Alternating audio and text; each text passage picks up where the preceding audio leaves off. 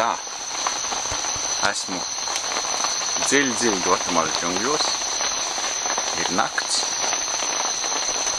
ārā līst lietus, laiks gulēt.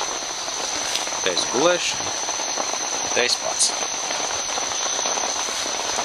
Ir īstenībā ārkārtīgi fantastisks sajūta. Mēs līdz tuvākajiem ciemam esam pār 20 km šobrīd.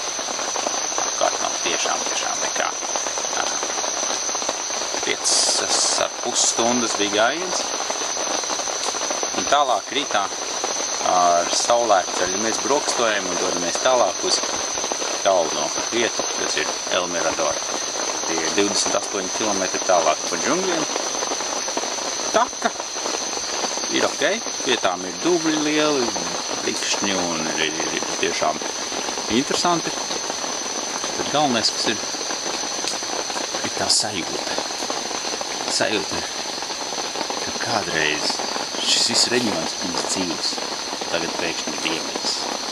Ilgā garām ejā. Un šodien uzkāpām vienā piramīdā līdz ar saulrietu. Tepat tās šajā pilsētā. Ja mēs šobrīd nakšnojam tiešām mājā pilsētā trupās pa vidu, kas apkārt ir vecās drupas. Un rītā uz El Mirador, kas ir galvenā. Reģionā kādreiz dzīvoja apmēram 200 000 cilvēku. Tā kā iedomājieties, kas tas ir.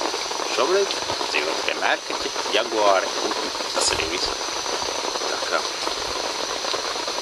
rīt būs interesanti diena.